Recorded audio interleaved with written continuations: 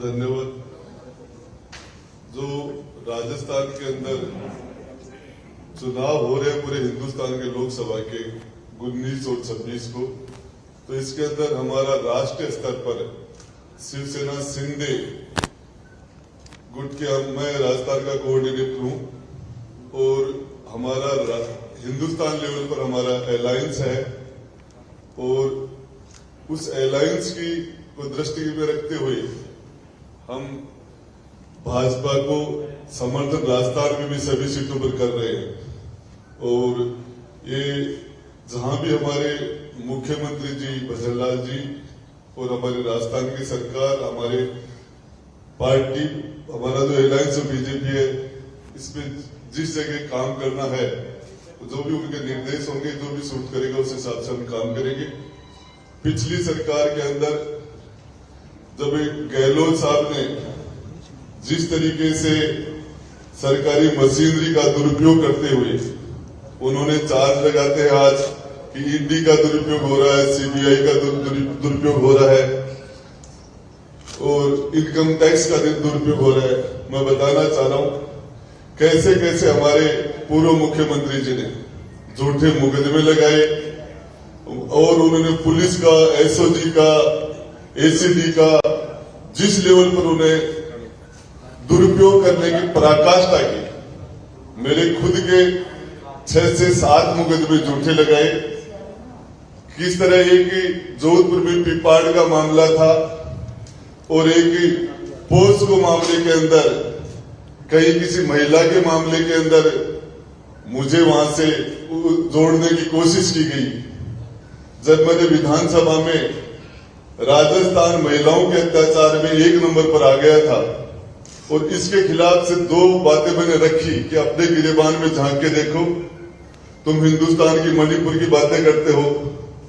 तो उसके बाद गहलोत हमारे मुख्यमंत्री जी उस टाइम के, उन्होंने मुझे सरकार से बर्खास्त किया और उसके बाद भी तरह तरह के जिस तरह मुकदमे लगा के उन्होंने जो किया, उन सारी बातों को ध्यान में रखते हुए हम सभी ने ये फैसला किया, हमारी पार्टी ने, मेरे समर्थकों ने, कि हम राजस्थान की सभी 25 सीटों के ऊपर भाजपा को मजबूत करने का काम करेंगे।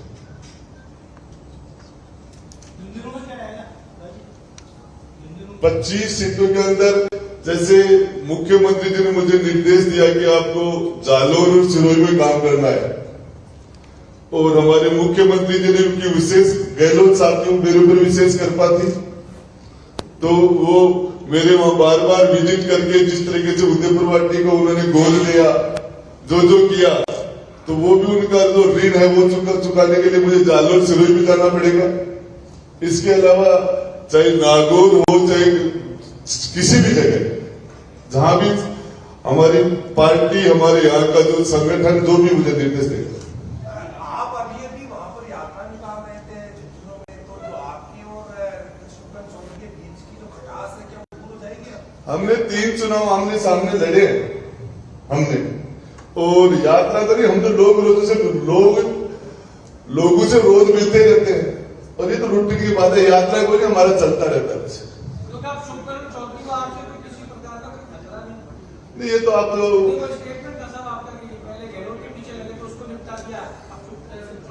नहीं, ऐसी कोई बात नहीं है। जब राष्ट्रीय स्तर के ऊपर कोई फैसले हुए हैं और जिस लेवल पर ये हमारा एकनाथ शिंदे साहब का और राष्ट्रीय स्तर पर जो फैसला है, तो उसके अंदर ये बात है।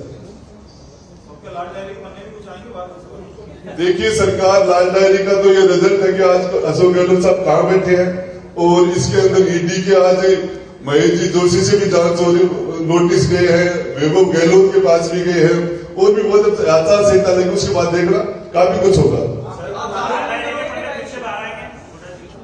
100% जब जिस चीज को हमारे हिंदुस्तान के प्रधानमंत्री ने जिस बात को कहा है, गृह मंत्री ने कहा है, मैंने कहा है, सारे लोगों ने, एकनाथ खड़गे साहब ने कहा है, तो इसमें जो चीजें बाहर आएंगी। आपको जब विधानसभा में मैं उसको टेबल करना चाह रहा था, मैं तो टेबल कर ही रहा था हाउस के अंदर, तो फिर उस टाइम में टेबल क्यों नहीं करने देगी? बिल्कुल। देखिए इसके अंदर अभी चुनाव आचार संहिता है, इसके बाद में पार्लियामेंट चुनाव के बाद में जो लोग हैं जिन्होंने भ्रष्टाचार किया है, जिन्होंने जो भी किया उनको किए जो उन्होंने किया उसकी सजा मिलेगी।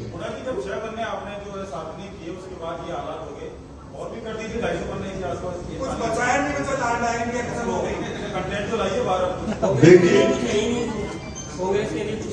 कांग्रेस सलट गई उससे, देखिए उससे कांग्रेस सलट गई।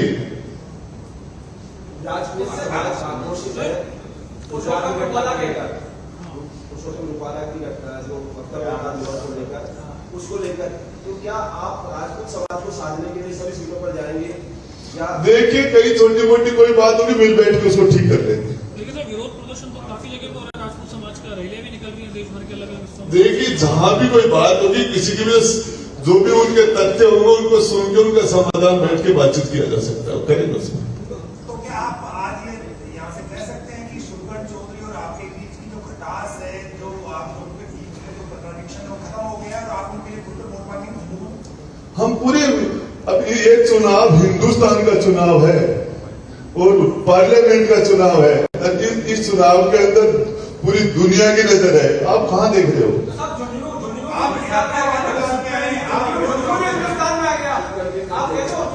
देखिए पूरे हिंदुस्तान लेवल के ऊपर हमारा और बीजेपी का नेचुरल अलायंस है और इस अलायंस के अंदर ये जिस लेवल पर ये फैसले हुए हैं वो उस लेवल पर ये सारी बातें उसमें आ जाती है। तो आप दोनों जाके शुभकरण चौधरी साहब मन साझा करेंगे? देखिए आप इतने उतावले क्यों हो रहे हो?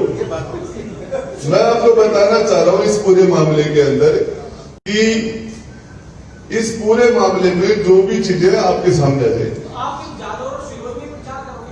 नहीं मैं राजस्थान भी करूंगा, राजस्थान के बाहर भी गए और वहां भी करूंगा, अभी गुजरात के लिए करूँ वहां भी। थोड़ा जी मेरा ये सवाल था, पहले आप गहलोत साहब के साथ थे, उनके मंत्री रहे, फिर विरोध हुआ, आप सचिन पायलट को समर्थन देने लगे, फिर शिंदे साहब के पास चले गए, अब बीजेपी को। मेरी बात तो सुनो सर, आपकी क्रेडिबिलिटी पे बहुत बड़ा सवाल है क्योंकि लाल डायरी करके आपने समय निकाल दिया, चुनाव हो गए, आपने तथ्य और लाल डायरी रिलीज नहीं करी 2-4 पन्ने करके, तो आपकी क्रेडिबिलिटी पे भी सवाल है। देखिए मैं आपको एक बात बता देता हूँ, इस मामले के अंदर ये जो आप बात बता रहे हो इसमें नीतीश जी का भी जिक्र हो जाता है और इस पूरे प्रकरण के अंदर हमने उस टाइम में जनता के हितों को ध्यान में रख के और गहलोत साहब की सरकार को समर्थन दिया था और उसके बाद में जो चीजें हुई वो आप सबके सामने है और जो कुछ हुआ कोई भ्रष्टाचार की बात है। उस मामले के अंदर सीधा सीधा अशोक जी और बाप और बेटे पर दोनों पर सीधे सीधे आरोप लगे थे और मैंने सारी चीजें आपके सामने रखी थी और इस पूरे मामले के अंदर हमारे क्षेत्र के हित में, आज देश के हित में और वर्तमान में नरेंद्र मोदी जी से बढ़िया नेतृत्व नहीं हो सकता और इस चीज को ध्यान में रखते छोटी मोटी बातें खत्म हो जाती है।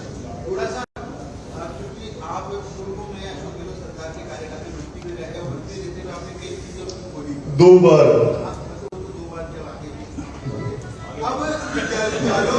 जालोर और सिरोही में आप रहेंगे तो क्या विशेष प्रेम है अशोक गहलोत के बेटे से? वो तो छोड़ेंगे आप? गहलोत साहब का विशेष प्रेम था मेरे से, जो बार बार शेखावटी मेरी विधानसभा में बार बार आए थे वो तो फिर होगा। कर्जा चुकाने के लिए हाँ हाँ कर्जा चुकाने के लिए हाँ ऐसा ही कुछ वो ऐसा कुछ नहीं है। मैं बताइए आपको कि ये जो पार्टी का जो निर्देश होगा मुझे कहा गया कि मैं वहां जाऊंगा। तो क्या बीजेपी में आपकी ज्वाइनिंग में आने वाले दिनों में कोई संभावना है? लोग ये भी कह रहे हैं कि आज वो समर्थन कर रहे हैं। देखिए ऐसी कोई बात है, अभी जो हम बैठे हैं हमारा अलायंस है और ये बहुत ही नेचुरल अलायंस है और इसके उस अलायंस के हिसाब से हम आज बीजेपी को सपोर्ट कर रहे हैं और इसको हर लेवल पर सपोर्ट करेंगे। भविष्य में बीजेपी ज्वाइन करने की कोई संभावना नहीं है आपकी? इस मामले के अंदर आप इसका मैं जवाब हाँ में दे रहा हूं। हाँ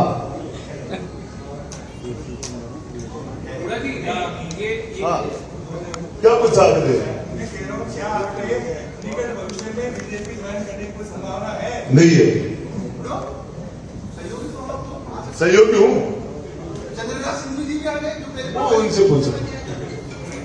बुरा जी, नागेंद्र बुरा जी, ये जो अलायंस है एकनाथ शिंदे शिवसेना वाला और भाजपा का, ये पहले से है।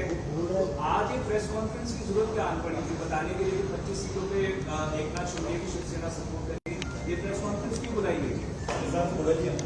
देखिए, मैं आपको बताऊं, राजस्थान के अंदर मैं शिवसेना का कोऑर्डिनेटर हूं और इसके अंदर चुनाव की दृष्टि में तो रणनीतिक दृष्टि से 2 स्टेप जब उठाए कहां दिक्कत है? उसमें तो 10 दिन पहले होता, आज वो 5 दिन बाद हुआ।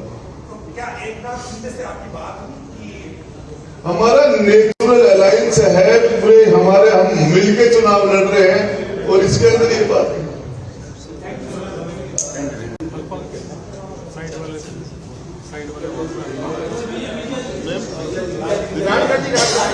विजय ताई से निवेदन करूंगा प्रेस को संबोधित।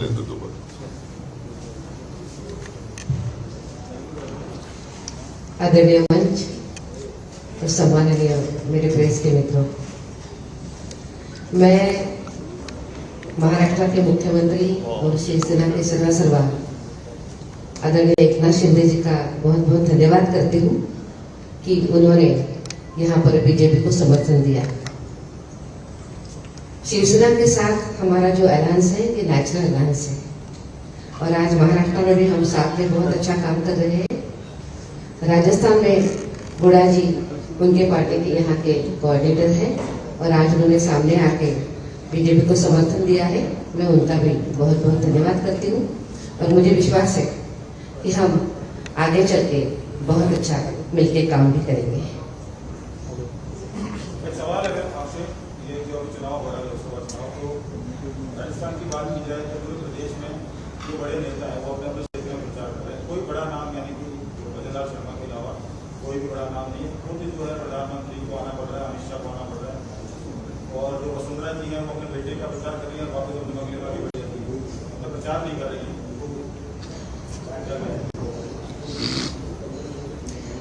देखिए, राजस्थान के चुनाव में हमारे सभी नेता सक्रिय है। प्रधानमंत्री जी का यहाँ पे आना बहुत स्वाभाविक है क्योंकि उनकी रैलीज हर प्रदेश में कोई जगह पे जरूर हो रही है। भारतीय जनता पार्टी के प्रदेश के नेता सक्रिय है, अपने अपने क्षेत्र में काम कर रहे हैं। वसुंधरा जी भी अभी दुष्यंत जी का फॉर्म भर के कुछ दिनों के पहले उनका फॉर्म भर गया है, वो सक्रिय थी, वहां पे भी थी, आगे चल के भी सभा उनकी शुरू हो जाएगी। ऐसा है कि सभी लोग पूरे देश भर में अभी चुनाव चल रहा है। कुछ जगह पे कोई रहेगा, कुछ जगह पे कोई रहेगा, वहां पर भी वो आएगी। एक लोकसभा तक सीमित हो गई है, इसका मतलब क्या है? ऐसी बात नहीं है, वसुंधरा जी आगे भी आएगी। हमारी वो शीर्षस्थ नेता है, हमारी राष्ट्रीय उपाध्यक्ष है, आगे चल के वो हर जगह पे होगी। अभी आपको भी पता है कि थोड़ी नवरात्रि भी चल रही है, पूजा पाठ में भी अभी लगी है। नहीं, आपका दूसरा चरण पूरा बाकी है उसके लिए, और उसके पहले भी आएगी। राजेंद्र बुरा जी ने इतना बड़ा बलिदान किया, हमने साथ में आगे अलायंस किया है, तो आने वाले समय में पार्टी इनके लिए भी विचार करेगी। नहीं, हमारा अलायंस उनके साथ पहले से ही है। शिवसेना के साथ हमारा अलायंस बहुत पुराना है और उसी अलायंस के साथ वो यहाँ पे समर्थन देने के लिए आए हैं। पार्टी विचार करेगी क्या? देखिए, मेरा सबसे बड़ा जो बलिदान है उसका रिजल्ट है कि आज एसओजी जो काम कर रही है पेपर लीक के मामले में, और जो नौजवानों में एक विश्वास जगा है भजनलाल जी हमारे राजस्थान के लोकप्रिय मुख्यमंत्री के नेतृत्व में कि आज उनको न्याय मिल रहा है। और जिस तरीके से आज पेपर लीक के अंदर नाथी का बाड़ा के एक धज्जियां उड़ रही है और ये जिस लेवल पर काम हो रहा है उससे बड़ा पुरस्कार तो यूथ के लिए, हमारे राजस्थान के लिए कोई हो नहीं सकता, और ये मेरा पुरस्कार है।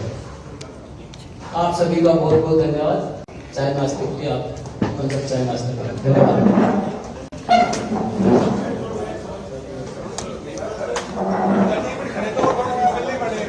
है